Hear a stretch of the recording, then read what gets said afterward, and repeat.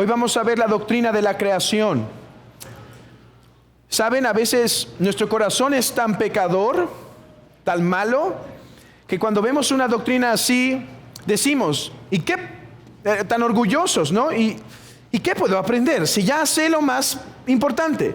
Dios es creador. Dios es el creador. Ya. Pero hermanos, a veces nos podemos acercar así al estudio. Parece tan sencillo. Pero hoy espero que el Dios Espíritu Santo nos ayude a meditar en esta verdad y a ver su relevancia e importancia para la iglesia y hermanos, y la profundidad de esta doctrina. Esta doctrina es sumamente profunda, sumamente teológica y con muchas implicaciones para nuestras vidas. En su guía dice que estamos en el domingo 9. ¿Sí? Es la lección 14, pero el domingo 9.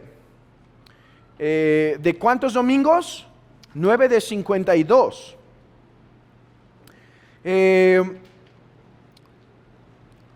hoy vamos a ver el domingo 9, que es la pregunta 26, la cual dice así.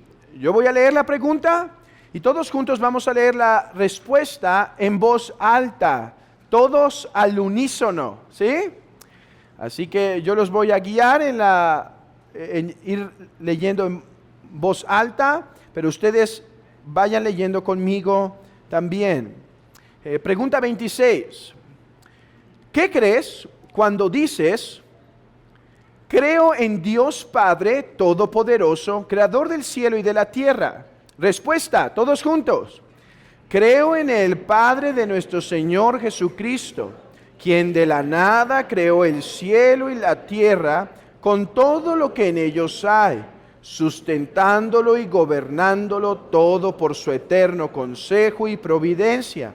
Es mi Dios y mi Padre por amor de su Hijo Jesucristo. En Él confío de tal manera que no dudo de que me proveerá de todo lo que necesito mi alma y mi cuerpo. Y aún más, creo que todos los males que puedo sufrir por su voluntad en este valle de lágrimas, los convertirá en bien para mi salvación. Él puede hacerlo como Dios Todopoderoso y quiere hacerlo como benigno y fiel.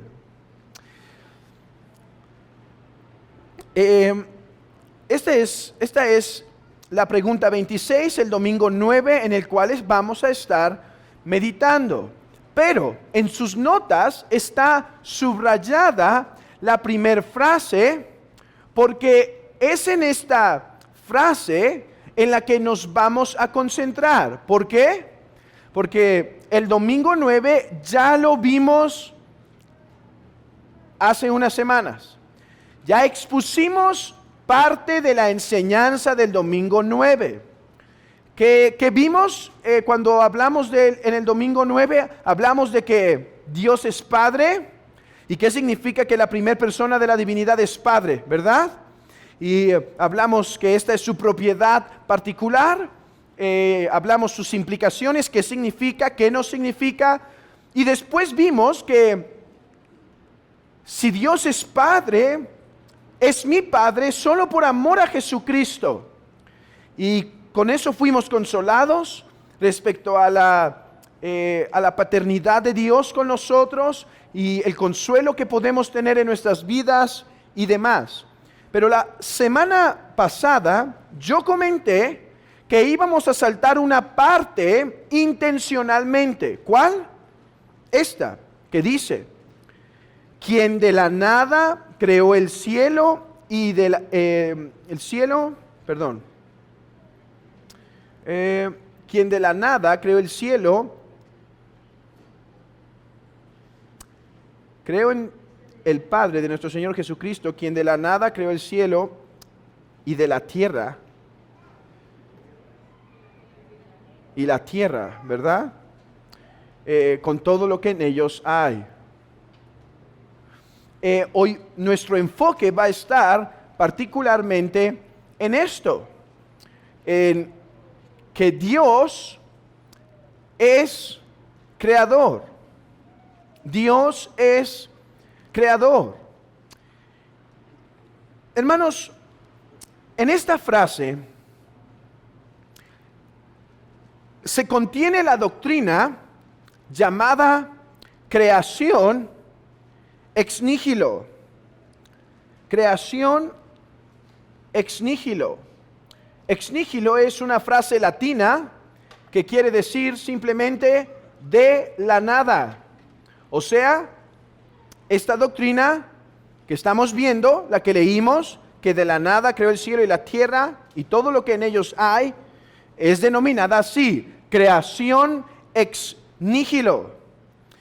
Y vamos a ver tres cosas. De hecho, si ustedes ven en su bosquejo de la lección, ahí están las tres cosas que vamos a ver hoy. Uno, ¿qué enseña esta doctrina de la creación ex nihilo? Dos, ¿cuáles son las bases bíblicas? No solo lo creemos porque lo dice el catecismo, lo creemos porque enseña la Biblia. ¿Qué textos nos enseñan esto? Si no hay ningún versículo que diga, Dios creó ex nihilo, ¿verdad? No hay ni uno. Entonces, ¿por qué lo creemos? Bueno, vamos a ver algunas evidencias bíblicas de esto.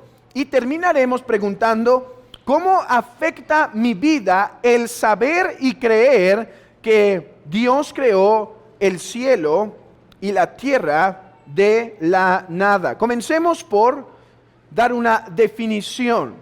Una definición. ¿Qué quiere decir la doctrina de la creación ex nihilo? Bueno, ya dije que ex nihilo quiere decir literalmente de la nada.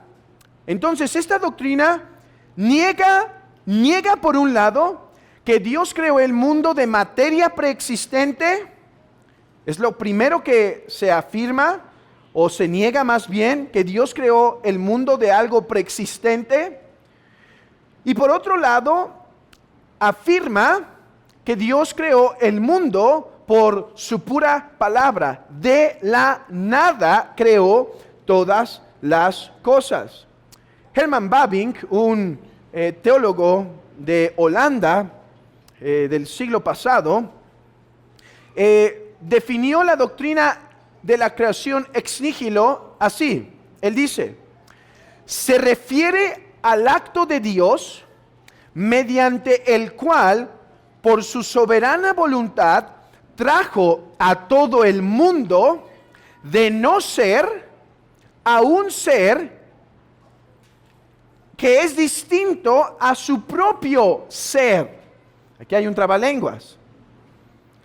Dice, creación ex nihilo quiere decir que Dios creó un ser de un no ser, o sea, de la nada, y este ser que creó es diferente a él.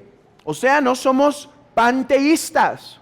Panteístas. ¿Qué enseñan los panteístas? Que todo es Dios y Dios es todo. Y por lo tanto, estas corrientes, por ejemplo, tiene que ver con la madre naturaleza, New Age o veganismo, ¿sí? Veganismo no saludable, ¿sí? O sea, no el que solo es por la salud, sino el veganismo religioso, el que tiene que ver con un considerar a las criaturas como casi Dios, a la creación. Déjenme dar otra definición de un catecismo, de otro catecismo, que me parece muy buena, muy acertada la definición. Dice el catecismo esto: creemos que Dios no necesita nada preexistente ni ninguna ayuda para crear. ¿Qué decimos cuando confirmamos Dios creó ex nihilo? Dice, creemos que no creó de materia preexistente. O sea, hermanos, no es que Dios agarró algunos elementos que estaban por ahí y dijo, bueno, les voy a dar forma. No, Dios creó de la nada y ahí es donde se vuelve complicado, porque ¿qué es la nada? ¿Sí? Cuando intento pensar en la nada, suelo pensar en un lugar oscuro, pero eso no es nada, porque eso ya es un lugar oscuro, ¿sí? La nada es nada. Y ahí viene la complejidad.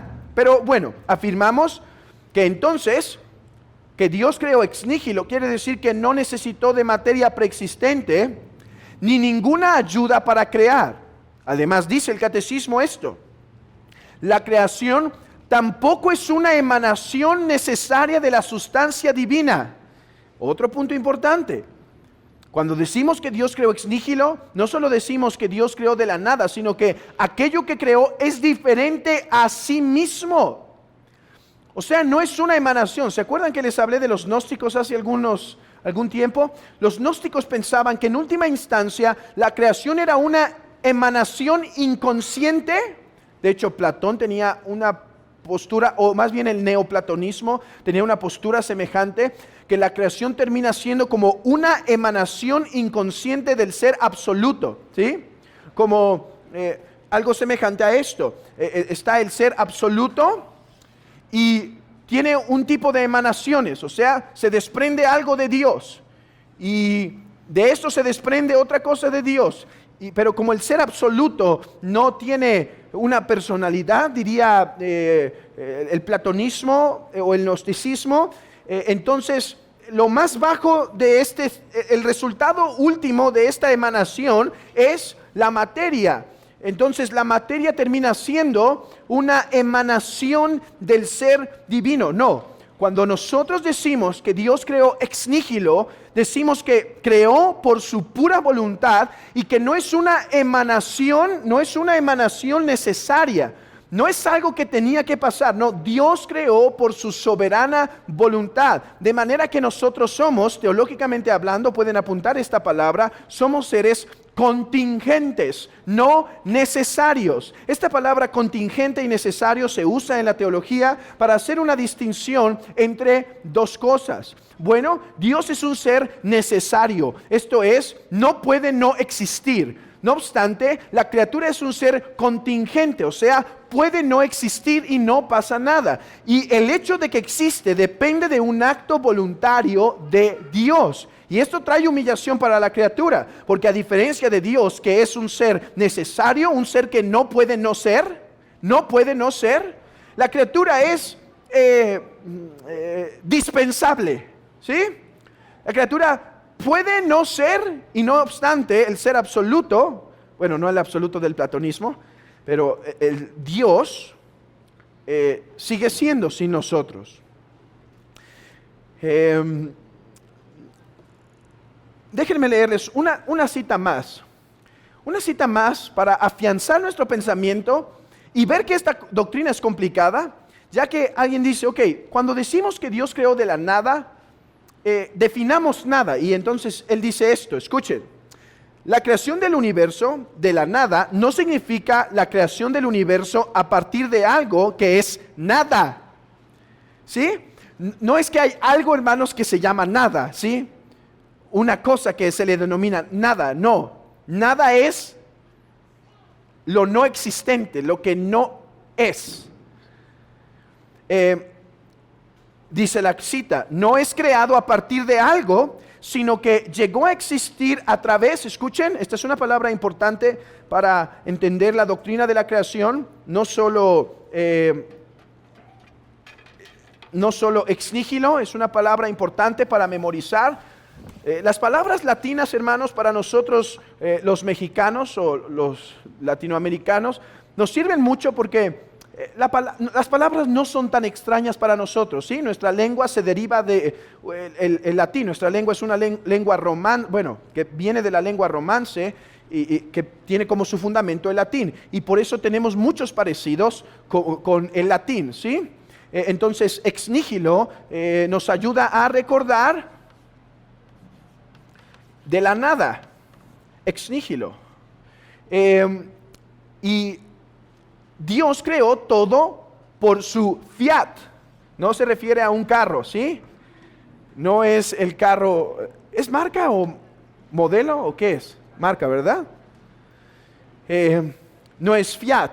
La marca, fiat quiere decir un acto, ¿sí? Un acto por la palabra, una palabra que tiene el poder de crear. Y dice entonces, escuchen, no es creado a partir de algo, sino que llegó a existir a través del fiat absoluto de la palabra de Dios, o sea, del mandato de Dios. Y aquí es, hermanos, donde debemos admirar la doctrina de la creación. La doctrina de la creación enseña que Dios, que es el ser absoluto, con su pura palabra, de lo que no era, mandó y apareció. ¿Sí? De lo que no era, mandó y existió. De tal manera que mientras que anteriormente no había nada, el universo entero llegó a existir solo por el fiat divino, o sea, solo por el mandato de Dios por su palabra. Hermanos, esta es la grandeza y majestad de Dios, que con su pura palabra crea. A ver, el hombre en un sentido es como Dios creador, en un sentido, hermanos, pero demasiado limitado, más bien es moldeador, ¿sí? El hombre solo puede crear aquello de lo que ya existe, ¿sí? Un arquitecto toma, pero de los materiales existentes. Solo Dios es, por definición, creador, porque creador implica la formación o o dar existencia a algo que no tenía existencia. Entonces, repasemos, antes de pasar a la evidencia bíblica, repasemos ciertos elementos que es bueno tener en mente cuando hablamos de la creación ex nihilo. Uno, que queremos decir que Dios hizo todo de la nada, enfaticen eso, de la nada. Ahora, además, en segundo lugar, ¿qué hizo? Ahora enfaticemos todo. O sea, no solo hizo las cosas de la nada, sino que todo lo que hay en el cielo, lo que hay en la tierra, este es un lenguaje que lo incluye todo, ¿sí? O sea, cielo y tierra, de esa forma intentan decir, todo lo que hay fue creado por Dios. Así que no solo entendamos que Dios creó de la nada, sino que todo, no hay algo que Dios no creó. Además, aprendemos en tercer lugar que Dios no creó de materia preexistente. No creemos en la materia eterna. 4. Además, con la doctrina de creación ex nihilo, decimos que Dios no tenía ninguna necesidad de crear, sino que es un acto libre de su soberana voluntad. Dios creó por el amor abundante que hay en su ser. Dios está tan pleno y satisfecho en sí mismo que en su buena voluntad quiso crear el mundo, porque está tan satisfecho en sí que quiso crear a un mundo para que encuentre satisfacción en él. Esto es importante. Hermanos, esto humilla a la criatura. Esto humilla a la criatura. Dios no vino a llenar un hueco en el ser de Dios. No, Dios creó porque estaba plenamente satisfecho en sí mismo. 5. La creación es un acto de la voluntad y por lo tanto no es una emanación del ser divino. Hay otra cosa que debemos tener en mente cuando hablamos de la creación ex nihilo, y no puedo entrar aquí en demasiado detalle por causa del tiempo, pero también afirmamos que cuando decimos que Dios creó ex nihilo, incluimos a las 3 personas de la divinidad, ¿sí? Dios, como el ser divino, creó. El Padre creó, el Hijo creó y el Espíritu Santo creó. Recuerden una verdad bíblica, que es que cada acto de la divinidad, debido a que en la divinidad hay un solo poder, cada acto es realizado por las 3 personas simultáneamente. Ahora, pero debido a que las personas son realmente distintas en cuanto a personalidad, la una de la otra, en el acto de creación tienen diferentes acciones en un sentido, ¿sí? El Padre, vemos este orden a través de la Escritura. El Padre es el que comienza, el que manda, el que inicia, porque vimos que en su propiedad particular, ya me estoy desviando, ¿verdad? Dije que no, pero en su propiedad particular, el Padre es el primero, ¿sí? O sea, entonces el Padre en la creación es el que inicia. Pero el Padre hace todas las cosas por medio del Hijo. Y por eso dice Juan capítulo 1, en el principio era el Verbo y el Verbo era con Dios y el Verbo era Dios. Dice que todas las cosas fueron creadas por Jesucristo. O sea, el Padre creó todo por medio de Él y el Espíritu se movía sobre la faz de la tierra. Así que por eso aprendemos esta frase común. El Padre crea por el Hijo en el Espíritu Santo. Dios salva, el Padre inicia por el Hijo en el Espíritu Santo. Estas son repeticiones que tenemos a través de todas las Escrituras. Entonces, ¿es el Padre creador? Sí. ¿Es el Hijo creador? Sí. Y hermanos, si el Hijo es creador, por lo tanto, el Hijo es Dios. Esto es una de las pruebas más fuertes. Esto es una de las pruebas más fuertes de la divinidad de Cristo, que la Escritura lo llama co-creador, o sea, uno que crea con el Padre.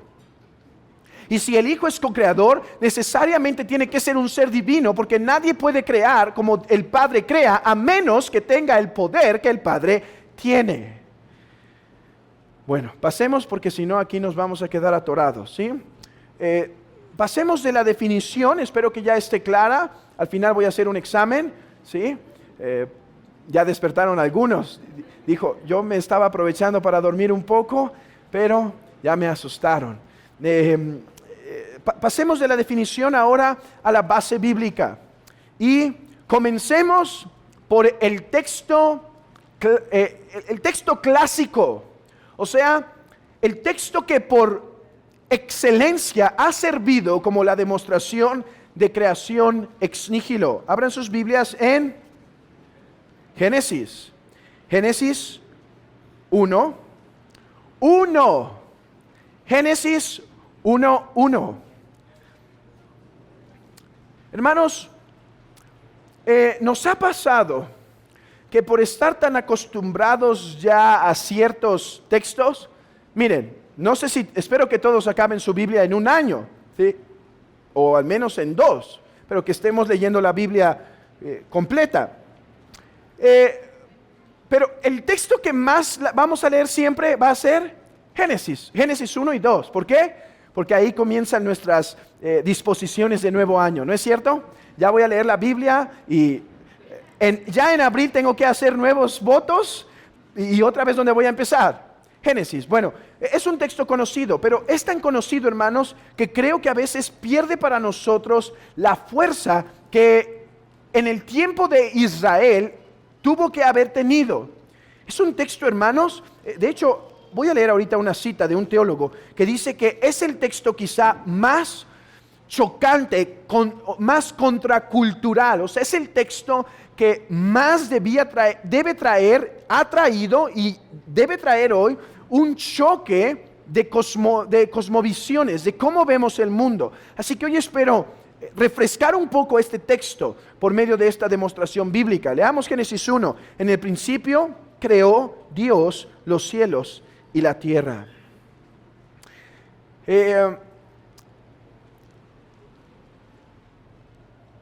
¿Cómo podemos saber si Génesis 1, a ver, lean otra vez conmigo. En el principio creó Dios los cielos y la tierra. ¿Cómo podemos saber si este texto declara una creación ex nihilo? Una creación de la nada. Hermanos, creo que para todos nosotros, para los que estamos aquí, es fácil ver que el texto dice Dios creó. Pero interesantemente este texto ha sido menospreciado en nuestros días, incluso descalificado como un texto que enseña la creación ex nihilo. Entonces, ¿cómo podemos saber nosotros si Génesis 1 realmente enseña la creación ex nihilo? Bueno, demostrando que Génesis 1 no es el único lugar. Génesis 1 no es el único lugar en donde Dios revela que Él creó el mundo de la nada. Y aquí van a tener que soportarme un poco o mover sus Biblias muy rápido, porque vamos a visitar varios textos. Comencemos con el Salmo 33. Veamos que Génesis 1 no es el único lugar en donde se habla de una creación ex nihilo. Salmo 33. Vamos a ver qué tan rápido mueven sus Biblias, que también conocen sus Biblias, qué tan acostumbrados están a ellas. Versículos 6 y 7. Por la palabra, ¿qué dijimos? Que la creación ex nihilo, ¿qué significa? Que Dios creó, ¿qué? El mundo por su fiat. ¿Qué es su fiat? Su palabra, su mandato que tiene poder para crear. Vean que esta doctrina entonces se formuló leyendo la Escritura. Otra vez, Salmo 33, versículos 6 y 7. Por la palabra de Jehová fueron hechos los cielos y todo el ejército de ellos por el aliento de su boca. Yo creo que eso es una señal del Espíritu Santo. Él junta como montón las aguas del mar. Él pone en depósito los abismos. Porque Él dijo y fue hecho. Él mandó y existió. ¿No hace estas palabras eco con Génesis 1? En el principio creó Dios los cielos y la tierra. Salmo 92. Salmo 90, versículo 2. Antes que naciesen los cielos y formases la tierra y el mundo, desde el siglo y hasta el siglo eres tú. El salmista está poniendo un contraste entre un ser que es inmutable, eterno, inconmovible, y los montes que tuvieron un principio. Antes que naciesen los montes y formases la tierra y el mundo. O sea, Dios es el creador de estos. Juan capítulo 1. Juan capítulo 1. Versículo 1 al 3. Juan, capítulo 1, versículo 1 al 3. En el principio era el verbo, y el verbo era con Dios, y el verbo era Dios. Este era en el principio con Dios. Escuchen. Todas las cosas por Él fueron hechas, y sin Él nada de lo que ha sido hecho fue hecho. Hechos 14, 15. Hechos 14, 15. Diciendo, varones, ¿por qué hacéis esto? Recuerden que en el contexto están adorando a Pablo y a Bernabé. Nosotros también somos hombres semejantes a vosotros, que os anunciamos que de estas vanidades os convirtáis al Dios vivo. A ver, ¿quién es el Dios vivo? Escuchen, que hizo el cielo y la tierra y todo lo que en ellos hay. Nuevamente, otro texto que nos confirma que el cielo y la tierra y todo lo que en ellos hay es la obra de Dios. Romanos 4, 16 y 17. Por tanto, es por fe para que sea por gracia, a fin de que la promesa sea firme para toda su descendencia, no solamente para la que es de la ley, sino también para la que es de la fe de Abraham, el cual es padre de todos nosotros. Como está escrito, perdón, este está mal.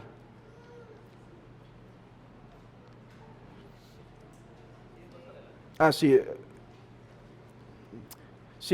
es cierto. El cual da vida a los muertos y llama las cosas que no son como si fuesen. Hebreos 11, ya yo leo esto por causa del tiempo. Por la fe entendemos haber sido constituido el universo por la palabra de Dios, de modo que lo que se ve fue hecho de lo que no se veía. Y Apocalipsis 4:11, Señor, digno eres de recibir la gloria y la honra y el poder, porque tú creaste todas las cosas y por tu voluntad existen. Ninguno de estos textos declara explícitamente Dios creó ex nihilo, como tampoco ningún pasaje en la Biblia dice Dios es un ser, es un divino ser que existe eternamente en tres personas. No obstante, creemos lo uno y lo otro porque la Biblia confirma lo uno y lo otro, aunque en otro lenguaje, ¿sí? Pero afirmamos que la Biblia enseña clara y explícitamente la enseñanza de que Dios creó todas las cosas por su fiat divino. Así que podemos decir con confianza entonces que esta verdad esta verdad es enseñada en Génesis 1 por Moisés. Y hermanos, qué tan revolucionaria fue cuando la enseñó con Moisés, como cuando somos enseñados nosotros por ella. Y déjenme tomar aquí un tiempo para explicar algo del contexto en el que se escribe el libro de Génesis. Moisés es el autor de Génesis, ¿cierto? Pero Moisés recibió inspiración divina para escribir el libro de Génesis. Bueno, algunos en nuestros días han descubierto otros documentos que se parecen a el libro de Génesis. Por ejemplo, está lo que se llama el mito de Ena Elish, en donde Marduk y Tiamat pelean. Esta es una narrativa, más o menos del mismo tiempo del libro de Génesis, en donde Marduk pelea con Tiamat, y entonces de esta pelea termina saliendo el mundo.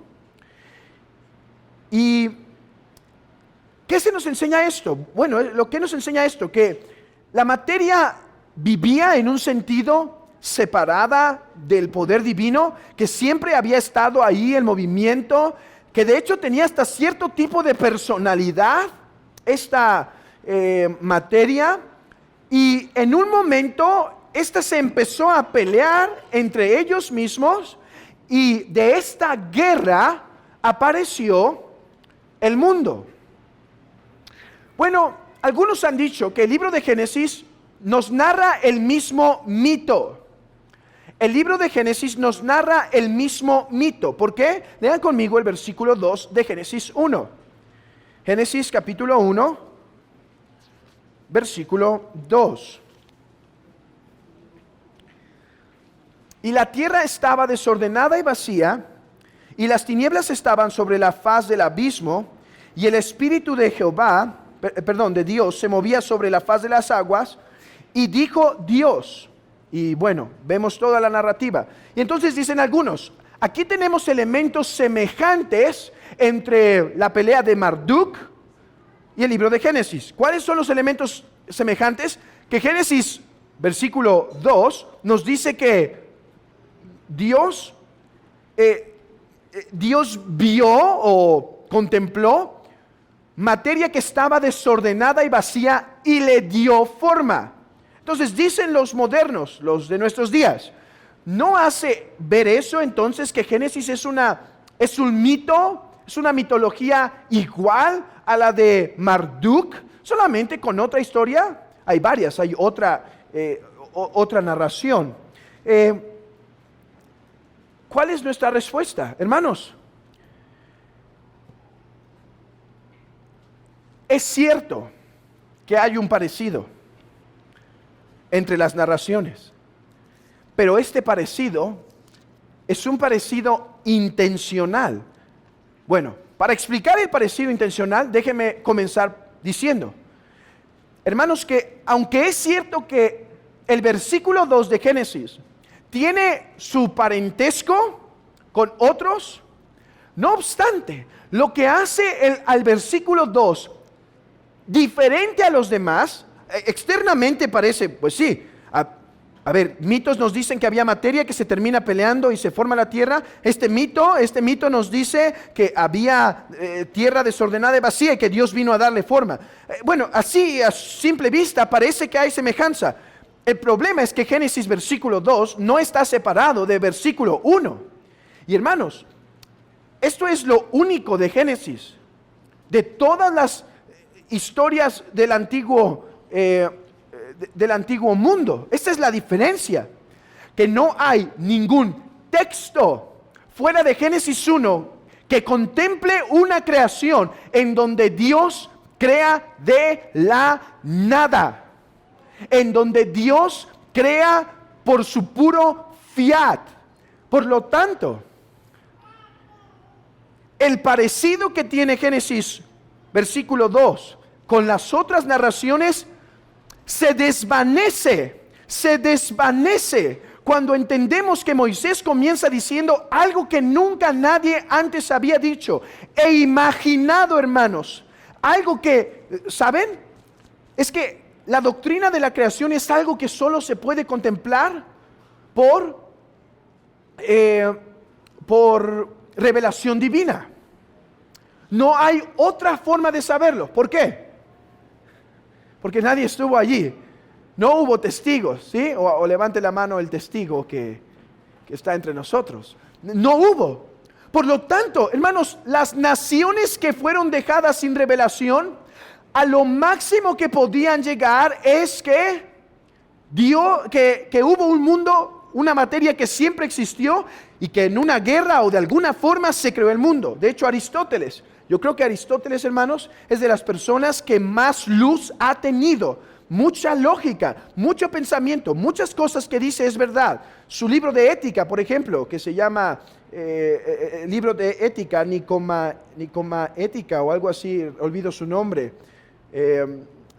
Y él dice, su libro tiene mucha verdad de la moral, muchísima, ¿sí? Y de hecho tiene tanta verdad que saben que los reformadores hicieron más de 200 comentarios de ese libro de ética de Aristóteles. O sea, agarraban el libro de Aristóteles, los reformados, y así enseñaban a sus clases. A ver, vamos a ver la ley moral, y empezaban explicándolo, claro, corrigiéndolo, ¿cierto? Corrigiéndolo, diciendo, bueno, aquí se equivocó, pero eso está bien. Por ejemplo, hay uno de los reformadores que yo más aprecio, que se llama Peter Martyr Vermigli, un italiano, que fue amigo de Calvino. Se llegaron a ver algunas veces y se respetaban mutuamente. De hecho, Calvino creía que este era un erudito en la materia, y él tiene un comentario de la ética de Aristóteles. Bueno, ¿por qué estoy aquí?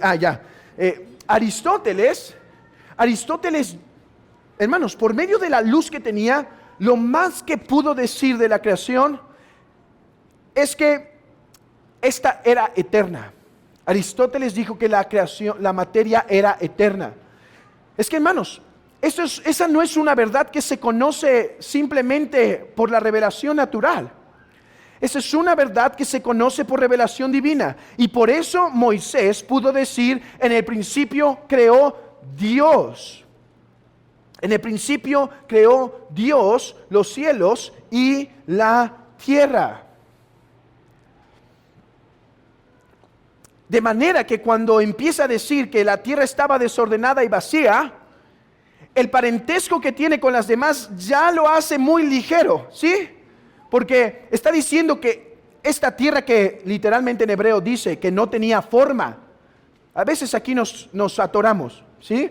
¿Cómo que estaba? Si era creación de Dios, ¿por qué dice que estaba desordenada? La palabra tohu simplemente quiere decir que no tenía forma. O sea, Dios quiso crear la materia y después empezarla a acomodar. ¿Por qué? Bueno, podemos ir a Agustín para que nos diga por qué cree él, o podemos ir a Calvino. Todos van a decir que era para enseñarnos alguna verdad espiritual, y en eso estoy de acuerdo. El punto es que aquello de lo que Dios forma, lo forma porque Él lo creó de la nada. Y hermanos, eso no tiene comparación. Entonces, el parentesco se diluye, pero no rechacemos que hay un parentesco, pero el parentesco es apologético de parte de Moisés. ¿Qué quiero decir con esto? Que el parentesco que hay entre la narración de Génesis 1 y otras narraciones era intencional por Moisés. A ver, hermanos, Moisés era un erudito, ¿sí? A veces pensamos que Moisés era un simple hombrecillo por ahí. Moisés era un erudito, él fue educado en el palacio de Faraón. O sea, tuvo de la mejor educación. Y él, claro que conocía las otras narrativas de los orígenes de los hombres. Y entonces, hermanos, cuando vemos la forma en la que escribe Moisés escribió intencionalmente diciendo, su creador es dominado por el mío. A ver, había un Dios, Yam, el Dios de los ríos, del agua. Había otros dioses, el Dios del sol. ¿Y qué nos dice la creación de Génesis 1 respecto a esto? Dice, y dijo Dios, sea. Y dijo Dios, tú sirves para esto, tú sirves para otro, y tú, mar, me servirás para esto. Y le puso límites y le dijo, no vas a pasar. Así que el único parentesco que podemos ver es para que Moisés diga, Jehová es superior a estos dioses de los que ustedes han conocido. Y hermanos, esto era muy necesario para Israel, porque Israel necesitaba saber los orígenes de los hombres, porque Israel venía, ¿quién era su padre? Un pagano, ¿no es cierto? Abraham. Entonces, la tradición que traían podía tener varios errores, y Moisés iba a revelar la verdad a este pueblo. Así que Génesis 1 fue revolucionario, hermanos. Espero que ahora tome más sentido cuando leamos Génesis 1:1. En el principio creó Dios. Nunca antes algo así se había dicho. Y hoy sigue siendo, hermanos, igualmente revolucionario. Hoy sigue siendo revolucionario. Y eso me lleva a mi último punto. ¿Qué aprendemos de esta doctrina que hemos evidenciado que es bíblica? Craig Carter comenta que así como así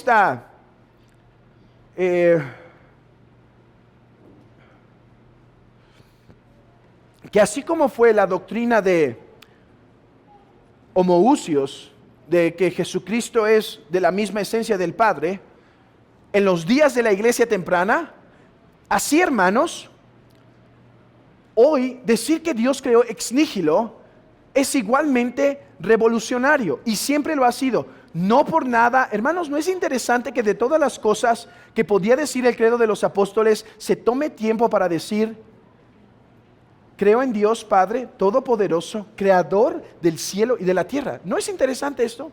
¿Por qué se toma el tiempo? De hecho, en el credo niceno se dice lo mismo, ¿sí? Creo en Dios Padre Todopoderoso, Creador del cielo y de la tierra, de lo visible e invisible. Hermanos, este es un artículo importante.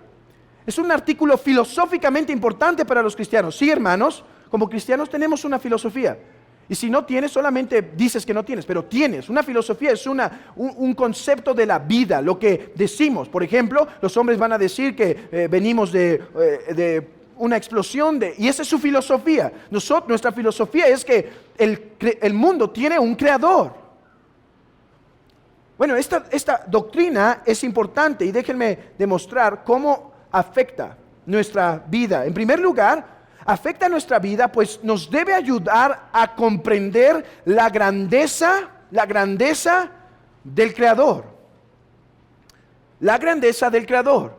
Hermanos, no me puedo detener demasiado en esto, pero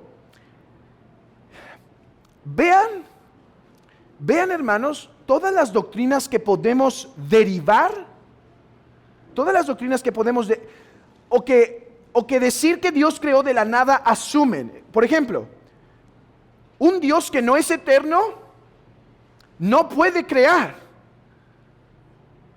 Porque un Dios que no es eterno tiene que tener un principio. ¿Y quién es la causa de ese Dios?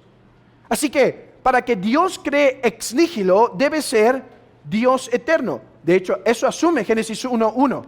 En el principio, no dice Dios empezó a hacer. No, en el principio creó Dios. O sea, Dios ya era. Además, que Dios creó ex nihilo asume que es infinito. O sea que Él está sobre y fuera de la creación. No es una criatura dentro de la creación. Él está por encima. Hermanos, Él es otro tipo de ser. ¿Sí? Además asume que es omnipotente, porque por su pura palabra creó. Asume que es independiente, lo que llamamos, otra frase en latín, hoy desde la mañana estamos con el latín, ¿verdad? Con ecce homo y ahora ex nihilo, fiat y uno más, AC. Estas dos palabras, hermanos, son una doctrina muy importante. AC quiere decir que Dios es un ser independiente. Es lo que llamamos la doctrina de la aceidad. En latín se dice Dios es AC y quiere decir que Él no depende de nada para ser. Y solo un Dios que no depende de nada puede crear. Y aquí podríamos tomarnos un poco de tiempo para despertar nuestras mentes con un poco de por qué tiene que ser así. Estoy viendo si me tomo el tiempo o no. Mejor sigamos porque nos va a tomar mucho tiempo. Además, este Dios tiene que ser bueno y bondadoso. Dios creó porque siendo pleno y suficiente podía dar de sí al mundo y siendo bondadoso quiso. Hermano, todo esto confiesas cuando dices, creo en Dios Padre Todopoderoso, Creador. Confieso que Él es eterno, que Él es infinito, que Él es AC, que Él es omnipotente, que Él es bondadoso, que Él es bueno, que Él es amoroso y de su amor nos da. Además, conocer que Dios creó ex nihilo nos da una prueba o una defensa del cristianismo sobre cualquier otra religión. Hermanos, dejemos de creer que la ciencia, que el cristianismo se está oponiendo a la ciencia. No es así. A veces se ponen imágenes, ¿no? Donde se ve a un hombre en una iglesia y dice, no, la ciencia no está bien. Y sale y el mismo hombrecito está con un celular y dice, a ver, ¿crees en la ciencia o no? Porque, hermanos, como cristianos creemos en la ciencia. Toda verdad que la ciencia descubre, nosotros la afirmamos. Y nosotros nunca nos oponemos a las verdades científicas, pero dejemos de pensar que la teoría de la evolución o que historias semejantes son ciencia. Eso no es ciencia. A ver, cuando hablamos de ciencia nosotros solemos pensar en el método científico, ¿verdad? El método científico, para que se haga el método científico se necesita un material que puedas manipular y que puedas repetir. Por ejemplo, yo voy a hacer ciencia de que siempre que aviento de la ley de la gravedad, ¿no? Y siempre que aviento la moneda va a caer. Entonces yo manipulo eso y lo pruebo, y lo pruebo, y lo pruebo. El método científico, la prueba y el error. Bueno, cuando dice la gente que la ciencia ha demostrado que el mundo viene por la teoría de la evolución o que no se necesitó un creador, eso no es ciencia. ¿Cómo compruebas eso científicamente? No hay forma, son hipótesis, son meras especulaciones. Hermanos, son religiosos y fanáticos. Así que no permitamos que confesar que Dios creó de la nada pierda su valor apologético. Hermanos, el mundo necesita escuchar esta verdad porque el mundo está necesitado de saber cuál es su propósito en la tierra. Y hermanos, que el mundo tiene un creador es la verdad más lógica y más deseable. Es la más lógica y la más deseable. Investiguemos sobre esto y presentemos defensas más fuertes. Por ejemplo, de esto incluso habló un poco, hablaron un poco los teólogos medievales y reformados. Ellos dijeron que la existencia de la creación dice que hay un creador. Se las voy a dar breve y si los confundo, dejo tiempo para preguntas para aclararlo. Y su argumento es esto, porque para que exista la creación, tiene que haber un ser que es absoluto, eterno, omnipotente, quien es Dios. ¿Por qué? Bueno, la forma en la que se presentó fue esta. Todo lo que se mueve, no solo materialmente hablando, físicamente hablando, pero incluso, de forma de principio, todo lo que se mueve necesita alguien que lo mueva, ¿sí? En la filosofía esto se diría así. Todo lo que se actualiza necesita un actualizador. O sea, vamos a irnos en estos pensamientos un poco complejos a la cocina para que vean que no es nada difícil. Y hermanas, para que cuando estén cocinando estén pensando en este término. ¿Sí? Ahí va. A ver, el agua es potencialmente caliente o potencialmente fría, ¿verdad? Bueno, esa es su capacidad, ¿cierto? ¿Qué necesita para que el agua fría se vuelva caliente? Necesita de algo que ya esté caliente, o que tenga la capacidad de calentar para que entonces pueda mover el agua fría a agua caliente. Eso es el principio. Toda cosa actualizada, o sea, toda cosa que cambia de un estado a otro, necesita algo que lo cambie. Bueno, el argumento es esto. Tal reversa no puede ser infinita.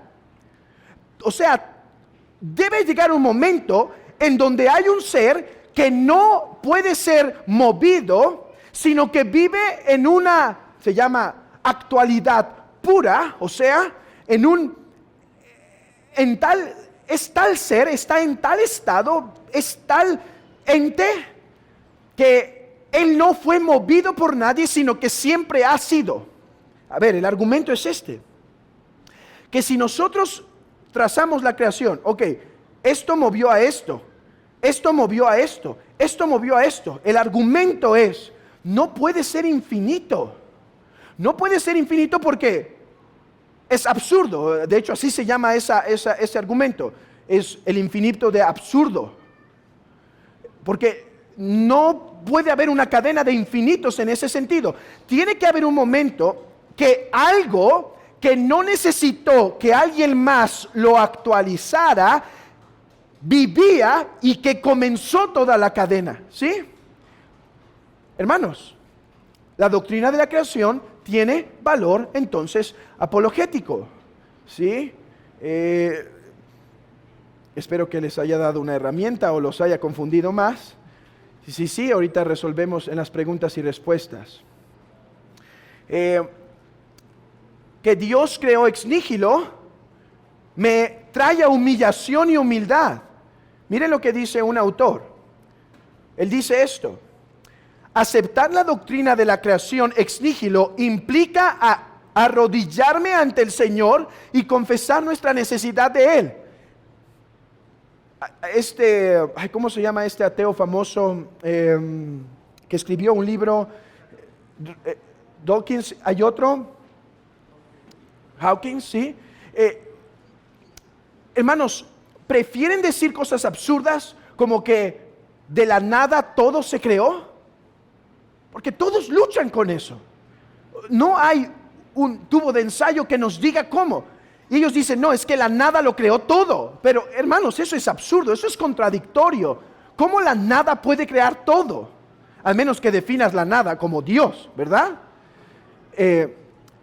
Y entonces, dice Craig Carter, en la frase que leí, pero prefieren quedarse en lo absurdo, o sea, prefieren quedarse así en la absurdez, en lo ilógico, en lo torpe, porque saben que si reconocen que hay un creador, se tienen que someter a él. La razón por la que muchos prefieren aceptar doctrinas incoherentes como la evolución y otras, es porque, hermanos, si hay un creador, yo vivo en su mundo. Y si vivo en su mundo, ¿no debería vivir bajo sus leyes? Y si este es su mundo, ¿no soy parte de su creación? Y si soy parte de su creación, ¿no debería vivir como si le voy a dar cuentas? ¿Y no debería comportarme a la altura de su creación? ¿Y no entonces he pecado ya contra él? ¿Y no entonces necesito que en su gracia me dé un salvador? Pero el mundo rechaza estas realidades y prefiere mofarse de nuestra doctrina cuando ellos no tienen nada que ofrecer. Cuando se burlen de la doctrina de la creación ex nihilo, pregunten, ¿y qué me ofreces? No me ofreces nada. Amigo, tú que estás entre nosotros, ¿reconoces que hay un creador? Bueno, si hay un creador, te debes a Él, Él es tu Señor. Hermanos, Confesemos todos los días, creo en Dios Padre Todopoderoso, Creador del cielo y de la tierra. Y cada día comencemos nuestro caminar diciendo, no soy de mí mismo, sino que le pertenezco. Y por lo tanto, hoy voy a vivir para agradarte. Voy a gastar mi tiempo para ti. Voy a gastar mis horas para ti. Voy a gastar mi dinero para ti. Voy a vivir a la luz de que tú eres el Creador y que te tengo que dar cuentas.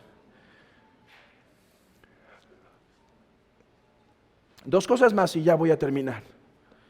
Hermanos, si hay un Creador, o más bien, pongámoslo así, si nuestro Dios es el Creador, podemos confiar en Él, hermanos. De hecho, si ustedes leen Isaías 40, que ya no lo vamos a hacer, Isaías le está diciendo al pueblo, Israel, viene por ti el día del juicio. Viene Dios a traer maldición porque tú fuiste infiel. Va a venir juicio. Pero en medio de esa declaración de juicio, Isaías le dice, pero vendrá la consolación.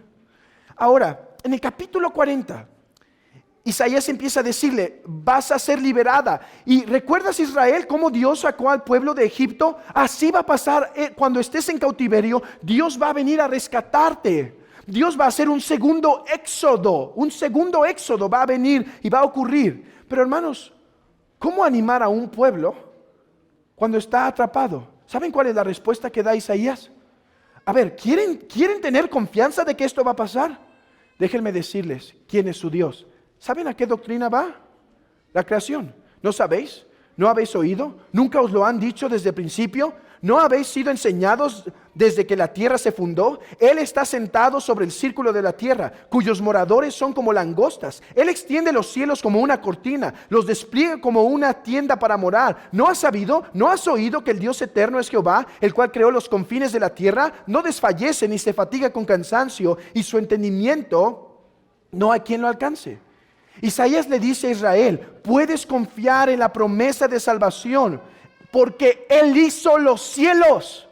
Y si Él de la nada lo creó todo, ¿qué hay imposible para Él? Puedes esperar en Él. Hermanos, entonces contemplemos esta doctrina compleja de la creación ex nihilo y traigámosla a ser consolados. ¿Estás en pruebas? Descansa en Él. Busca su rostro, pide liberación. No hablando carismáticamente, ustedes saben, sino de esa prueba. ¿Sí? Pide gracia, pide consuelo, pide fuerza, pide sabiduría. ¿Qué hay imposible para este Dios que creó el cielo y la tierra? Hermanos, este es nuestro Dios. De hecho, discúlpenme, pero tengo que citar Macabeos. Hermanos, tengo que decir algo sobre Macabeos, ¿verdad? Porque si alguien viene por primera vez y dice, abran sus Biblias en Macabeos, bueno, aquí se va a evidenciar si ahí tenemos algún infiltrado. Si ven a alguien que movió sus Biblias a Macabeos, hermanos, acúsenlo, ¿sí? Nuestra confesión dice, hermanos, que los libros apócrifos como Macabeos, Ruth, Sabiduría, Eclesiástico, segundo libro de Daniel, hay dos y hay hasta un tercero de Daniel, primera y segunda de Macabeos, entre otros, no son inspirados y por lo tanto no son autoritativos para nosotros. Pero ¿saben qué dice la confesión, hermanos? Que son útiles. O sea que aprendemos algo de la vida judía a la luz de eso. Y a veces, hermanos, yo creo que la mayoría de nosotros los hemos despreciado hasta el punto que ni siquiera sabemos lo que dicen. Bueno, vean lo que una mujer dice a sus hijos, creo que era su último hijo, me puedo equivocar en esto, pero creo que era su último hijo, tuvo 7, 6 ya habían sido muertos, y este era el último que le quedaba. Y todos sabían, a ver, los macabeos, o Macabeo era una familia, y fueron judíos muy celosos, o sea, fueron judíos en ese sentido, ejemplares en muchos sentidos. Y bueno, la mujer, escuchen lo que dice. Yo no sé cómo apareciste en mis entrañas, ni fui yo quien nos regaló el espíritu y la vida. Vean lo que va a decir la mujer. Va a decir, o sea, no solo la creación en general es misteriosa. ¿Saben algo? Ni siquiera sé cómo aparecieron en mis entrañas. O sea, eso es un milagro también, la concepción. Bueno, continúa. Dice, ni tampoco yo los organicé, ni los elementos de cada uno. Pues así el creador del mundo, el que modeló al hombre en su nacimiento y proyectó el origen de todas las cosas, os devolverá el espíritu y la vida con su misericordia. Déjenme terminar y explico esto. Porque ahora no miráis por vosotros mismos a causa de sus leyes. Te ruego, hijo mío, que mires al cielo y a la tierra, y al ver todo lo que hay en ellos, sepas que a partir de la nada lo hizo todo, y que también el género humano ha llegado así a la existencia. Lo que está diciendo esta mujer es, hijo, si Dios te pide que vayas al martirio, ve, no huyas. ¿Por qué? Hijo, si Él creó todo de la nada, no te podrá dar nuevamente el Espíritu. No te podrá dar nuevamente vida. Hermanos, ¿no es lo mismo que Abraham? Dice que Abraham fue a entregar a su hijo porque sabía que podía levantarlo después de muerto. Hermanos, que podamos vivir a la luz de esa obediencia.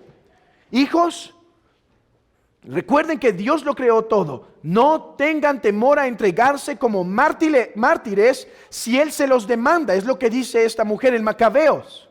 Y si quieren la cita es 2 Macabeos 7:22. Que esto nos consuele y nos aliente. Y por último, ya no tengo más tiempo. Se me ha ido todo. Por último, hermanos, maravillémonos de la encarnación. ¿Saben? Leer Juan 18 y 19 y leer este texto y preparar este material me hace maravillarme de quién es Jesucristo nuestro Salvador, hermanos. Porque el apóstol Pablo en Colosenses capítulo 1 dice, porque en Él fueron creadas todas las cosas, las que hay en los cielos y en la tierra, visibles e invisibles, sean tronos, sean dominios, sean principados, sean potestades, todo fue creado por medio de Él y para Él. Por medio de Él y para Él. Y Él es antes de todas las cosas, y todas las cosas en Él subsisten. Está hablando de Cristo. Y si Cristo es creador, Cristo es Dios. ¿Sí? Hermanos, Jesucristo es el creador eterno, el que siempre ha existido, el que es el omnipotente, el soberano, el que de la nada mandó y todo fue hecho. Hermanos, y ese Dios que vivía en la eternidad pleno y feliz en sí mismo, tomó forma de hombre, se hizo semejante a nosotros y sufrió tal contradicción de pecadores por el amor por nosotros, hermanos. Sufrió ese juicio contra ese malvado hombre llamado Pilato. Soportó esa humillación en donde el pueblo prefirió a Barrabás. Sufrió esa corona de espinas, esa cruz. Hermanos, el Todopoderoso. Creo que cuando entendemos y profundizamos en quién es Dios, debe hacernos maravillar cada vez más. El milagro de la encarnación, lo sorprendente, lo maravilloso de la encarnación. Por eso dice que para los griegos esto era locura. ¿Cómo que Dios se hizo carne y murió como maldito en una cruz? Hermanos, a veces la encarnación ha perdido su sabor, su misterio, su profundidad para nosotros. ¿Saben por qué? Porque hemos hecho a Dios semejante a nosotros, hermanos. Y Dios es simplemente como un ángel, solo más fuerte y más poderoso. No, hermanos. Dios no es como nosotros, Dios no es como los ángeles. Él está por encima y sobre todas las cosas. Que esto nos traiga admiración y amor por nuestro Creador.